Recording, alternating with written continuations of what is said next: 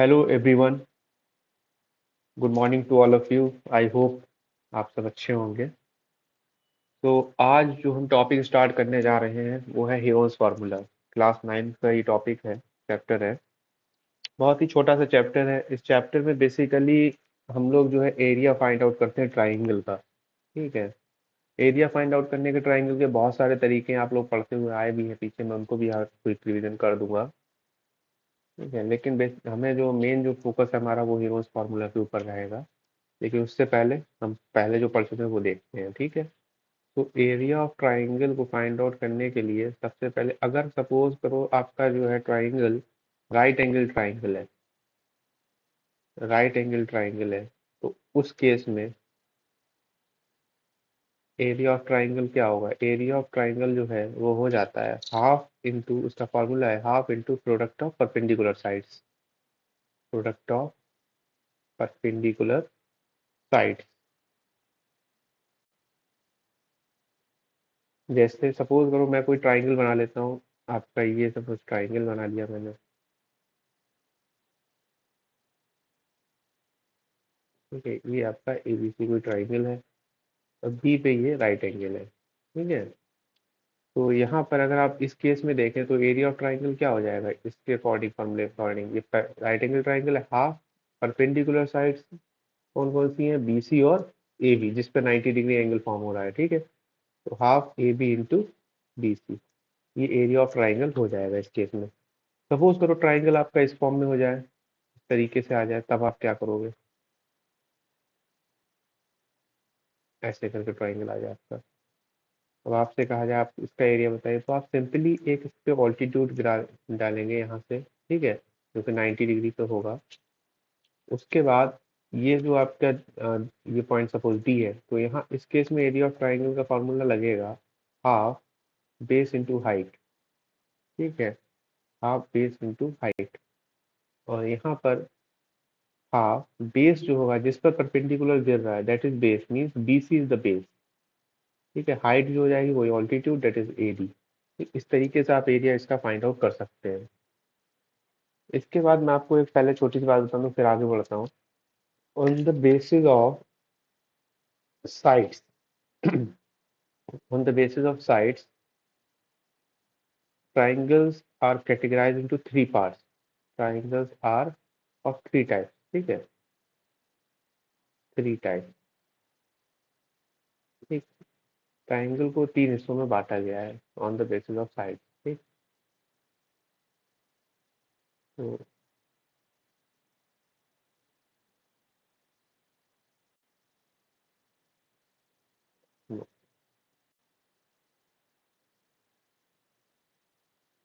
Okay बच्चों, सबसे पहला आता है इसमें इक्विलेटरल ट्राइंगल। Equilateral triangle. दूसरा आता है आइसोसेलेस ट्राइंगल। Isosceles triangle. तीसरा आता है स्केलेन ट्राइंगल। ठीक है, एक second रुकिएगा।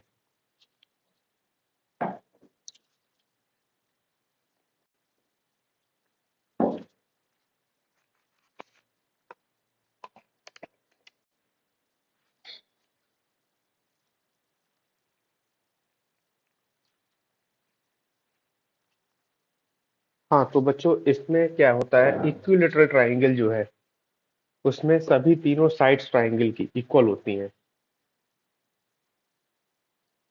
All sides are equal and all angles are also equal.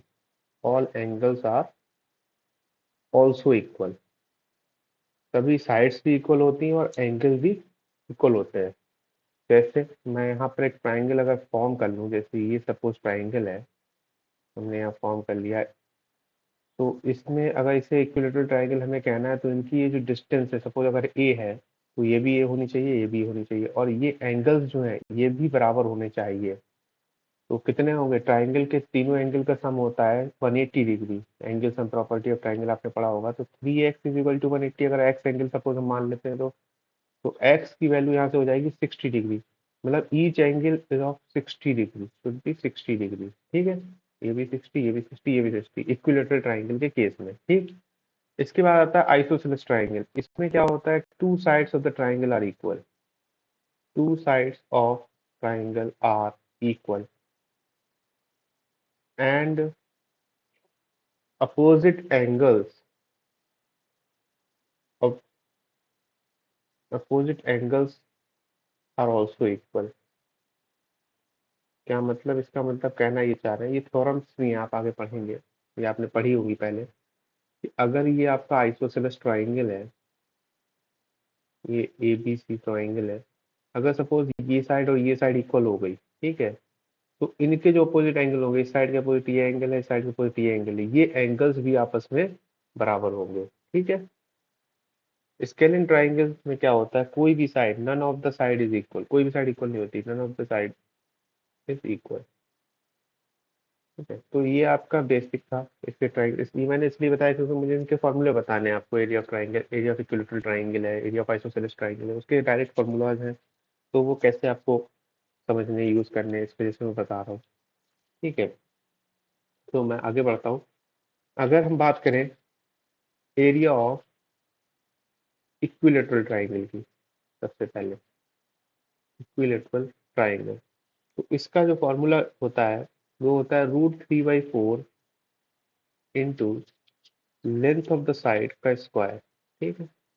जैसे पीछे मैंने अभी डायग्राम जो बनाया था, उसमें ए लिया था साइड को, तो ए लेंथ ली थी, तो ए स्क्वायर √3/4 ए स्क्वायर, ठीक है। जो भी लेंथ ऑफ साइड होगी उसे यहाँ पुट कर देंगे और √3/4 से मल्टीप्लाई कर देंगे, ठीक है।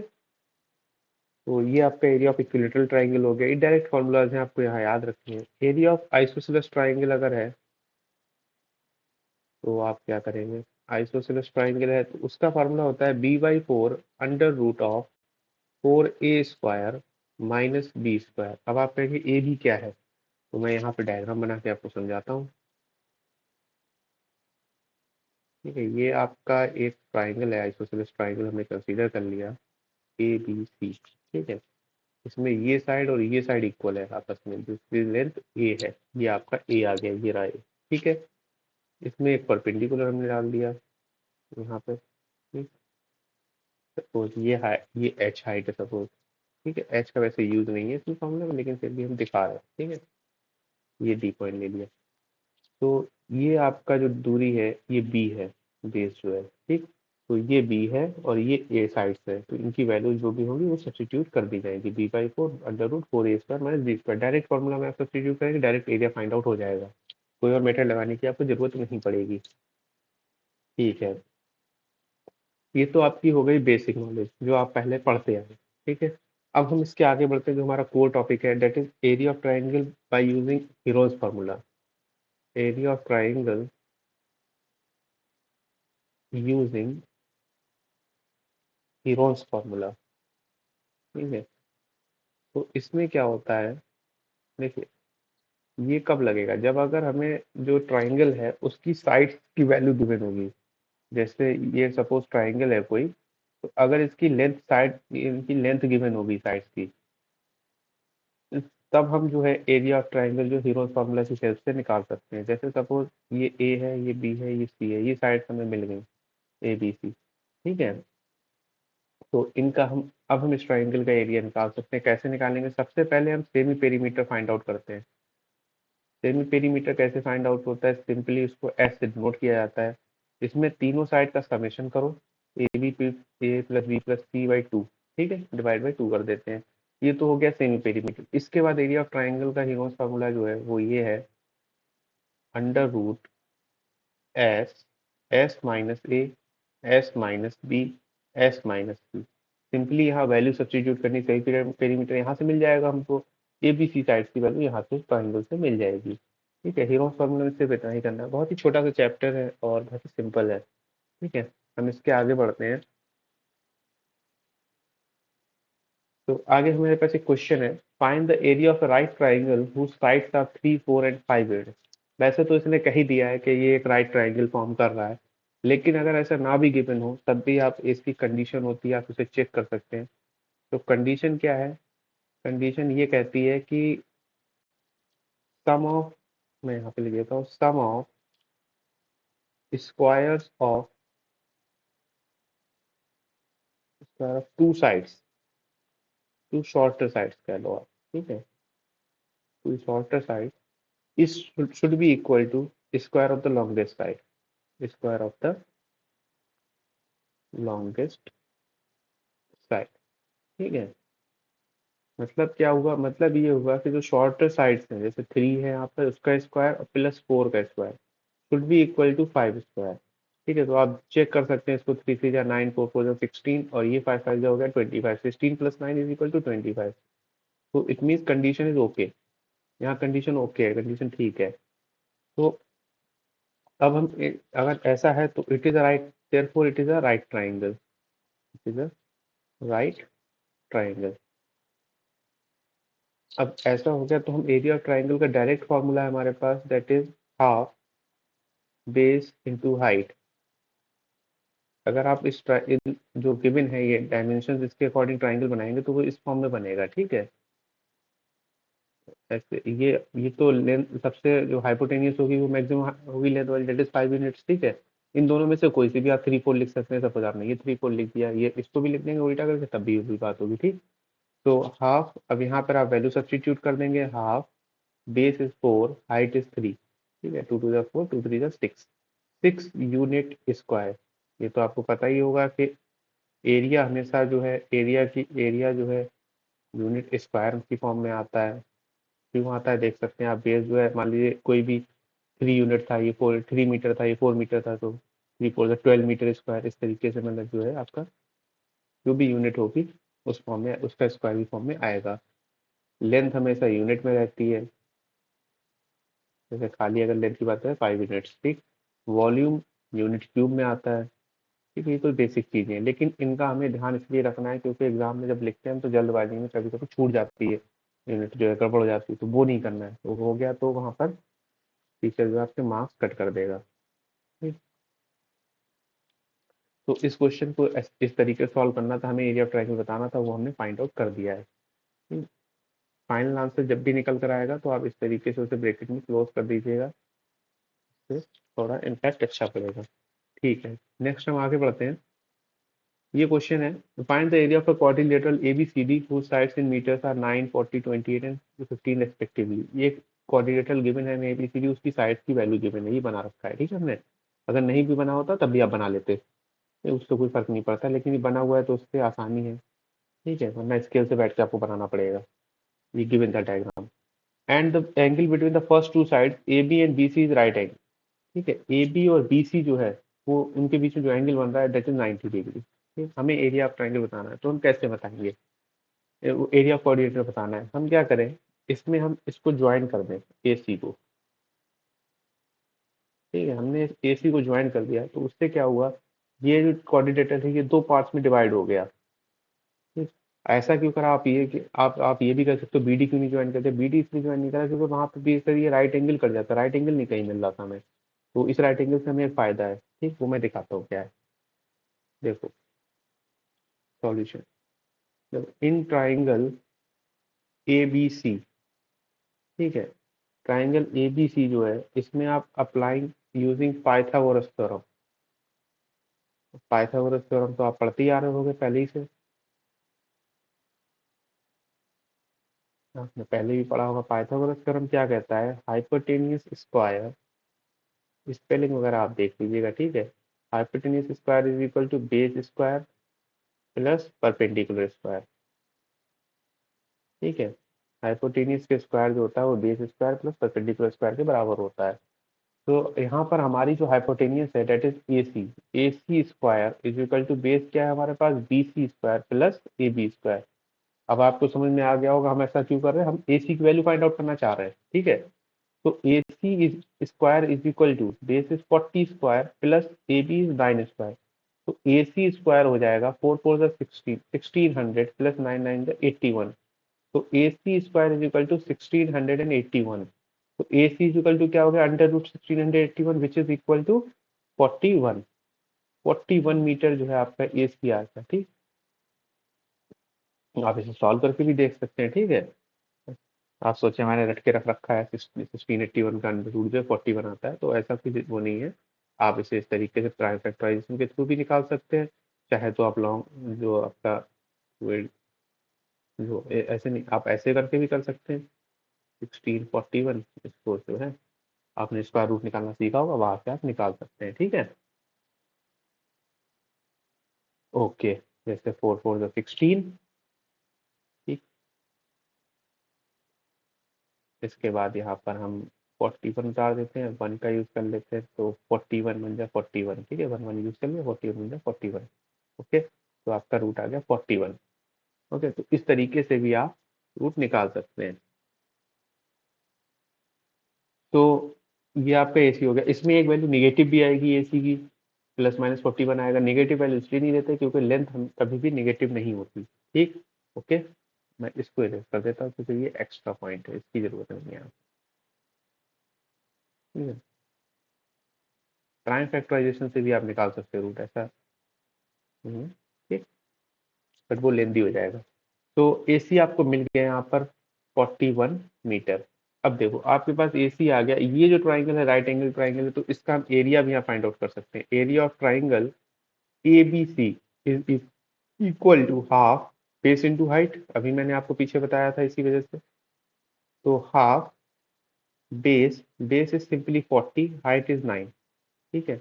अब आपको अगर 41 की तो जरूरत ही नहीं थी, इसमें 41 की जरूरत इस वाले ट्राइंगल के लिए पड़ेगी, ठीक है, दूसरे वाले के लिए, इसलिए हमने अभी पहले से कैलकुलेट कर लिया। 2 to the 4 20 हो गया, 2 9 18, 180 मीटर स्क्वायर इसका एरिया आ गया, area of triangle A B C, ठीक।